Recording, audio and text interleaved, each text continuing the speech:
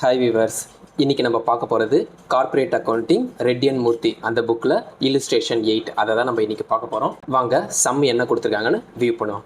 First வந்து MTL limited invited application for 20,000 shares of rupees 100 each payable, rupees 25 on application, rupees 35 on allotment, rupees 40 on call. 25,000 shares were applied for.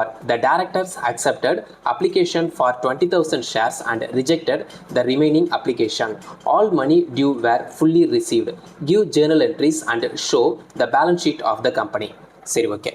இந்த கொஸ்டினுடைய concept என்ன அப்படின்னு தெரிஞ்சுக்கலாம் வாங்க. First வந்து MTL limited invited application, அதாவது MTLன்ற company வந்து 20,000 ஷேர்ஸை வந்து இஷ்யூ பண்ண போகிறாங்க. பெர் ஷேருடைய ப்ரைஸ் வந்து 100 அப்படின்னு சொல்கிறாங்க.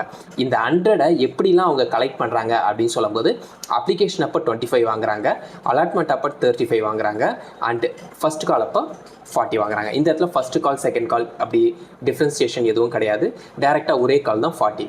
அதுக்கடுத்தது என்ன பண்ணுறாங்க அப்படின்னு சொல்லும்போது 25,000 ஷேர்ஸ் வேர் அப்ளைடு ஃபார், அதாவது ஆக்சுவலாக கம்பெனியில் இருக்கிறதே 20,000 ஷேர் தான், ஆனால் வந்த அப்ளிகேஷன் 25,000.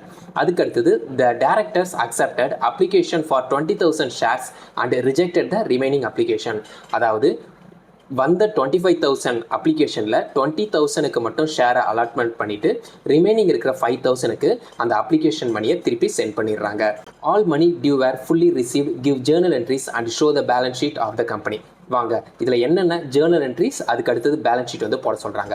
ஃபர்ஸ்ட் இங்கே பாருங்கள் ஜேர்னல் என்ட்ரி. ஜேர்னல் என்ட்ரி நம்ம யாரோட ஜேர்னல் என்ட்ரி போடுறோம் அப்படின்னு சொல்லும்போது MTL லிமிடெட். இங்கே பாருங்கள் இந்த கம்பெனியோட ஜேர்னல் என்ட்ரி தான் நம்ம போட போகிறோம்.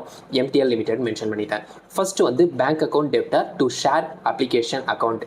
ஏன் நான் பேங்க் அக்கௌண்ட் போட்டிருக்கேன் அப்படின்னு சொல்லும்போது ஃபர்ஸ்ட் டிரான்சாக்ஷன் பாருங்கள் 25,000 ஷேர்ஸ் வேர் அப்ளைடு ஃபார், அதாவது அப்ளிகேஷன் 20,000 ஷேருக்கு 25,000 அப்ளிகேஷன் வந்து வந்திருக்கு. அப்போ 25,000 அப்ளிகேஷனுக்கும் ஈச் அப்ளிகேஷன் ஹேஸ் 25 rupees. ஒவ்வொரு அப்ளிகேஷனுக்கும் 25 rupees வந்து பேங்க்கில் வந்து வந்திருக்கும். அப்போ பேங்க்கில் உள்ளே வரும்போது பேங்க் அக்கௌண்ட் டெப்டார், அப்போது 25,000 இன்ட்டு 25 அப்படின்னு நம்ம போடும்போது 6,25,000 வந்து நம்மளுக்கு வரும். அப்போ பேங்க்கில் உள்ளே வரும்போது அதை டெபிட் சைடில் வச்சுருவோம். அதே மாதிரி அப்ளிகேஷன் வந்து வெளியில் போகுது, அதை வந்து கிரெடிட் சைடில் 6,25,000 6,25,000. First Journal entry over. Next இப்போ அப்ளிகேஷன் அமௌண்ட் கொடுத்துட்டாங்க. நெக்ஸ்ட் வந்து அப்ளிகேஷன் வந்து சென்ட் பண்ணணும். ஓகேவா? அப்போது என்ன நடக்குது அப்படின்னு சொல்லும்போது இங்கே பாருங்கள் ஷேர் கேபிட்டல் அக்கௌண்ட் அப்படின்னு சொல்லும்போது அப்ளிகேஷன் வந்து நம்ம சென்ட் பண்ணுறோம். என்ன அப்படின்னு சொல்லும்போது இப்போ செகண்ட் ஜேர்னல் என்ட்ரியை பாருங்கள். இப்போ அப்ளிகேஷன் வந்து வந்திருக்கு. எவ்வளோ அப்ளிகேஷன்னா 25,000 அப்ளிகேஷன் வந்து வந்திருக்கு. ஆனால் 20 ஷேர் ஹோல்டருக்கு மட்டும் நம்ம எக்ஸாக்டாக அப்ளிகேஷன் வந்து கொடுக்க போகிறோம். ரிமைனிங் இருக்கிற 5,000க்கு அவங்க அமௌண்ட்டை வந்து பே பண்ண போகிறோம். ஃபார் எக்ஸாம்பிள் அப்ளிகேஷன் வந்து வெளியில் போகுது, ஷேருடைய அப்ளிகேஷன். அங்கே பாருங்கள் கிரெடிட் வாட் கோஸ் அவுட். இந்த இடத்துல பாருங்கள் டு ஷேர் கேபிட்டல் எவ்வளோனா ஆக்சுவலாக 20,000 ஷேர் தான் இருக்குது. பெர் ஷேருடைய அப்ளிகேஷன் அமௌண்ட் 25. ரெண்டுத்தையும் மல்டிப்ளை பண்ணும்போது 5 lakh வரும். அப்போது share application account debtor to share capital account. Company விட்டு அப்ளிகேஷன் வெளியில் போகுது. 20,000 into 25 5 lakh. Second journal entry over.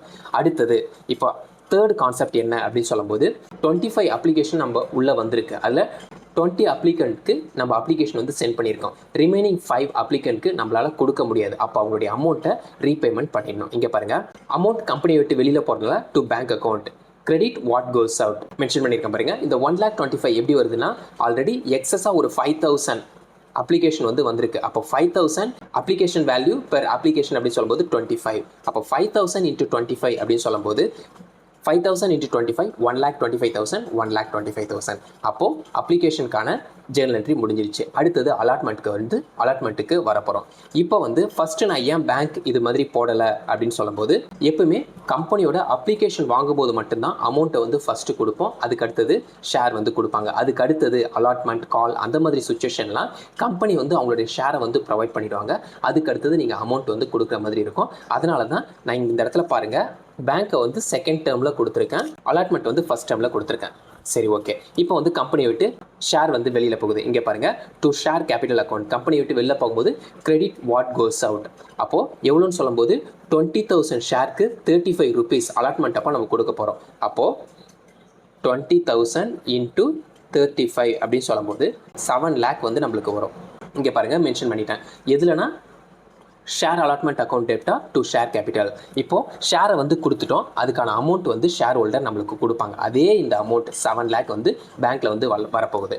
இங்கே பாருங்கள், இந்த இடத்துல அப்படின்னு சொல்லும்போது பேங்க் அக்கௌண்ட் டெப்டார். பேங்க் அக்கௌண்ட்னா பேங்க்கில் அமௌண்ட் வந்து உள்ளே வரும்போது debit what comes in bank account டெப்டார். அந்த 7 lakhன்னு சொல்லும்போது 20,000 ஷேர் பெர் ஷேருடைய வேல்யூ. இந்த இடத்துல அலாட்மெண்ட் அப்போ 35 rupees வந்து கொடுக்கணும். அந்த அமௌண்ட் நான் இந்த இடத்துல மென்ஷன் பண்ணியிருக்கேன். அப்போது பேங்க் அக்கௌண்ட் டெப்டா டு ஷேர் அலாட்மெண்ட் அக்கௌண்ட். சரி, ஓகே.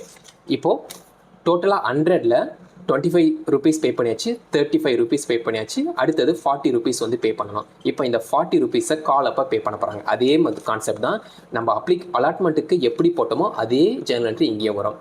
ஃபார் எக்ஸாம்பிள் இங்கே பாருங்கள், ஷேர் கால் அக்கௌண்ட் அப்படின்னு சொல்லும்போது share call account debtor to share capital account. Capital shares வந்து வெளியில் போகுது. எவ்வளோன்னா 20,000 ஷேர் பெர் ஷேருடைய ப்ரைஸ் வந்து 40.